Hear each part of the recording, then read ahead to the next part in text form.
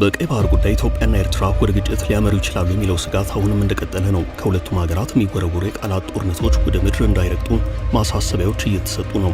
በውስጥ ጉዳይ ጣልቃ ከመግባት ጋር ተደማምሮ የቀይ ባህር አጀንዳ ወደ ግጭት ሊያመራ ይችላል በሚል ግልጽ ማሳሰቢያዎች ተሰጥተዋል።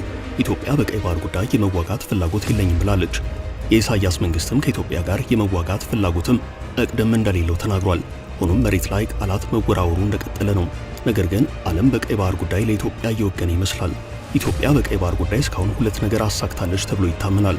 አንደኛ ኢትዮጵያ ቀይ ባህር ላይ ጥያቄ እንዳላት ደፍራ መናገሯ ነው። ከዚህ ቀደም ኢትዮጵያ የቀይ ባህር ጥያቄ ማንሳት የሚቻል አልነበረም። ሁለተኛ ስኬት የቀይ ባህር ጉዳይን ዓለም አቀፋዊ አጀንዳ በማድረግ ሌሎች ድጋፍ እንዲሰጧት ማድረግ መቻሏን ትናገራለች። አሁን በዓለም አቀፍ መድረክ ኢትዮጵያ ከቀይ ባህር ፍትሃዊ ባልሆነ መልኩ እንደተገፋች ግልጽ የሆነ አቋም እየተያዘ ያለ ይመስላል። ለዚህ ደግሞ አሜሪካ ሳትቀር ድጋፍ እሰጣለሁ ብላለች። የባህር በር አማራጮችን ለማስፋት የምታደርገውን ጥረት የአሜሪካ መንግስትና የኔ ኤምባሲ የምንደግፈው ጉዳይ ነው። አሜሪካ መደገፏ ከምን የመጣ ነው የሚል ጥያቄ ይነሳል። አሜሪካና እስራኤል እንደግፈዋለን ያሉት የቀይ ባህር አማራጭ ምን አይነት ነው? ማንንስ ይመለከታል? ኤርትራን፣ ጅቡቲን ወይንስ ሶማሊያን? እስከ መጨረሻው አብራችሁን ቆዩ። አሁን ለኢትዮጵያ የባህር በር ጥያቄ ጥቂት የማይባሉ ሀገራት ድጋፍ ሰጥተዋል። እስራኤልና አሜሪካ ከደጋፊዎች ወገን መሆናቸው ለኢትዮጵያ ድል ሊባል የሚችል ነው። ሁለቱ ሀገራት ኢትዮጵያ በሰላማዊ መንገድ የባህር በር ማግኘት አለባት የሚለው አቋም እንዳላቸው አዲስ አበባ በሚገኙት አምባሳደሮቻቸው በኩል አረጋግጠዋል። ጠቅላይ ሚኒስትሩ ከመንግስት ብዙሃን መገናኛዎች ጋር ባደረጉት ቆይታ የቀይ ባህር ጉዳይ እንደሚቀጥል አስታውቀዋል። ጠቅላይ ሚኒስትሩ ከብሔራዊ ቴሌቪዥን ጣቢያው ኢቲቪ ጋር በነበራቸው ቆይታ የቀይ ባህር ጉዳይ እንደሚቀጥል ይፋ አድርገዋል።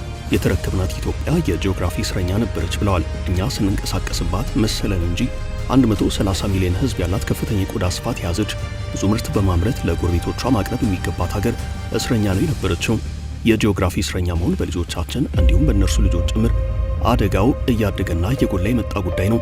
የጂኦግራፊ እስረኛ መሆን ለምንጠይቃቸው ጥያቄዎች በሙሉ በኋላ ምላሽ እየሆነ ስለመሄድ ይህንን መዘንጋት አያስፈልግም ሲሉ ተናግረዋል። ከጠቅላይ ሚኒስትር አብይ አህመድ ይህን ከመሰለው ንግግር አስቀድሞ የውጭ ጉዳይ ሚኒስቴር አዲስ አበባ ላይ በተካሄደ አንድ ስብሰባ የባህር በር ጉዳይ ተጠናክሮ የሚቀጥል አጀንዳ መሆኑን ጠቆም አድርጓል። መንግስትም ከሳምንታት በፊት በተመሳሳይ አቋም ማንጸባረቁ አይዘነጋም። ኢትዮጵያ ቀይ ባህርን በሚመለከት አሁን ከፍተኛ የዲፕሎማሲ ግንኙነት እየሰራች እንደሆነ በተደጋጋሚ ይነገራል። ኢትዮጵያ ቀይ ባህር ላይ መግቢያና መውጫ ያስፈልጋታል የሚለውን የሀገራት መሪዎች ጭምር እንደተረዱት ወይንም እንደተቀበሉት ሲነገር ቆይቷል። አሁን ይህን የሚያረጋግጥ ነገር በኢትዮጵያ አሜሪካ አምባሳደር የሆኑት ኤርቪን ማሲንጋ ተናግረዋል። አምባሳደሩ ኢትዮጵያ የባህር በር ለማግኘት የምታደርገውን ጥረት የአሜሪካ መንግስት ይደግፋል ሲሉ ለመጀመሪያ ጊዜ ተናግረዋል። ሆኖም ኢትዮጵያ ቀይ ባህር በኃይል ሳይሆን በሰላማዊ መንገድ ወይንም በድርድር ለማግኘት መሞከር አለባት ብለዋል። ከዚህ ቀደም የኢትዮጵያ እስራኤል አምባሳደር በተመሳሳይ ኢትዮጵያ የቀይ ባህር ጥያቄዋን እስራኤልም ተደግፈዋለች ብለው ነበርም። ነገር ግን የእስራኤል አምባሳደርም በዚህ ጉዳይ ጦርነትን ሀገራቸው እንደማትደግፍ በሰላማዊ መንገድ ምላሽ ያገኝ ዘንድ ፍላጎት እንዳላት ጠቆም አድርገዋል። በእርግጥና አሜሪካ ለኤርትራ ያላቸው ነገር ይታወቃል። በቀይ ባህር ሰበብ ከጀርባ ግጭት እንዲፈጠር ሊገፋፉ ይችላሉ የሚል ግምት አለ። በተለይ ትራምፕ ከሰሞኑ የኤርትራ ዜጎች እንዳይገቡብኝ ማለታቸው ዛሬም አሜሪካ ኤርትራን በጠላትነት ፈረጃ ስለመቀጠሏ ማሳያ ነው የሚሉ አስተያየት ሰጪዎች አሉ። ይህም ከኢትዮጵያ ወገን ቆማ የኢሳያስ መንግስት ተጽዕኖ ውስጥ ለመክተት የምትሞክርበት አንደኛው ማሳያ ነው ይላሉ። ይህ የተንታኞች ስጋት ነው። አምባሳደሩ ሰላማዊ አማራጭ እንደግፋለን፣ እርሱን ተከተሉ ቢሉም የሚሆነው የማይነገረው ነውና በስጋት መነሳቱ ተገቢ ነው። አሜሪካና እስራኤል እንደግፈዋለን ባሉት የኢትዮጵያ የባህር በር ጥያቄ ዙሪያ ዓለም አቀፍ ሕግጋት ምን ይሉ ይሆን? አሜሪካና ሌሎች ሀገራት ኢትዮጵያና ኤርትራ ወይንም ሌሎች የቀይ ባህር ተዋሳኝ ሀገራት ወደ ግጭት እንዳይገቡ በመፍትሄነት የሚያቀርቡት አማራጭ በሰላማዊ መንገድ ተነጋገሩ የሚል ነው። ሰላማዊ ሲባል ሁለት አማራጮች አሉ። እነርሱም በሕግና በድርድር። ብዙዎች ከሕግ ይልቅ ድርድርና መግባባት የተሻለ ነው ብለው ይመክራሉ።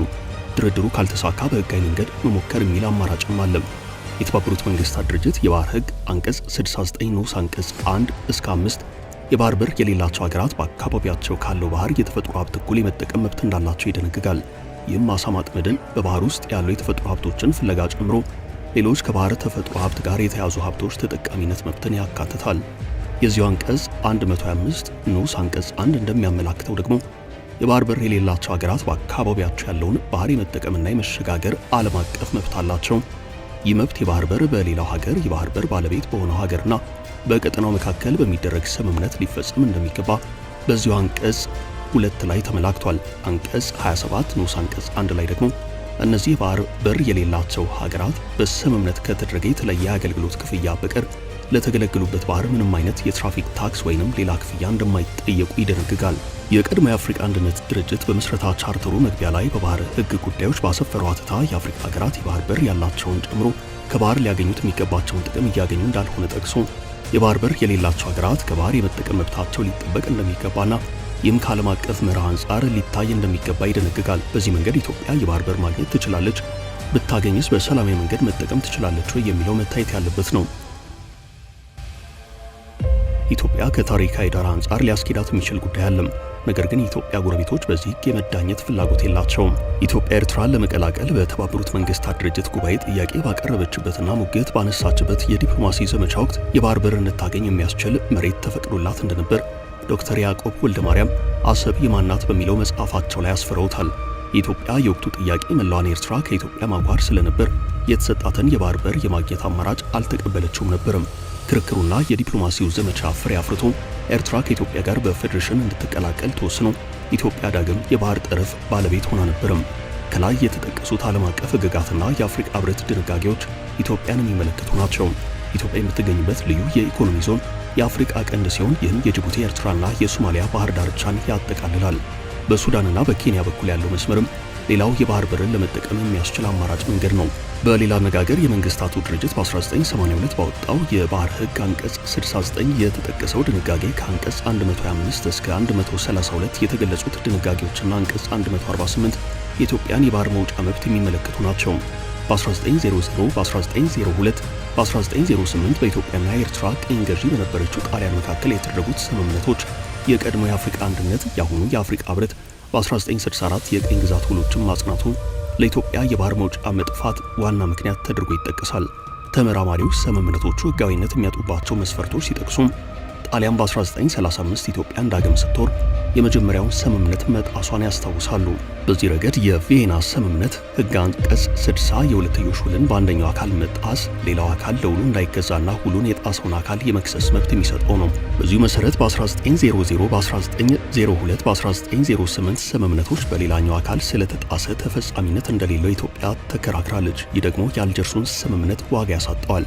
ሁለተኛው የተባበሩት መንግስታት ድርጅት የ1950ዎቹ ምክረ ሐሳብና ኢትዮጵያና ኤርትራ ዳግም በኮንፌዴሬሽን መዋሃድ የኢትዮጵያን የባህር በር የማግኘት መብት ለመጠየቅ መሰረት ሊሆን የሚችል ስምምነት ተደርጎ ሊወሰድ እንደሚችል እንደዚህ አይነቶቹ ተጨባጭ እውነታዎች የዓለም አቀፍ የሕግ ድንጋጌዎች የአልጀርሱ ስምምነት ሕጋዊ መሰረት እንደገና እንዲገመገም ጥያቄ ማንሳት የሚያስችሉ ናቸው። ከነዚህ ሕጋዊ መስፈርቶች በመነሳት ኢትዮጵያ የምታምነው የባህር በርም ሆነ የቀይ ባህር ጉዳይ ከኤርትራም፣ ከጅቡቲም፣ ከሶማሊያም፣ ከሱዳንም የገዘፈ ዓለም አቀፍ የጂኦፖለቲካና የፖለቲካል ኢኮኖሚ ጉዳይ አድርጋ ነው። የቀይ ባህር ጉዳይ በቀይ ባህር ላይ ብቻ ተወስኖ የሚቀር ሳይሆን ከሜዲትራኒያን ባህር እስከ ህንድ ውቅያኖስና የኤደን ባህረ ሰላጤ የአፍሪካ ቀንድ ያለውን ቀጠና ጭምር የሚመለከት ነው። አሜሪካ ጉዳዩን በጥንቃቄ በሰጥቶ መቀበል መርህ የሚከናወን እንጂ ጦር በመስበቅ የሚከናወን አይደለም ብላለች። እስራኤል አቋሟ ተመሳሳይ ነው። ተንታኞች ግን ከሕግ ይልቅ በድርድር የተሻለ ነገር ሊገኝ ይችላል ይላሉ።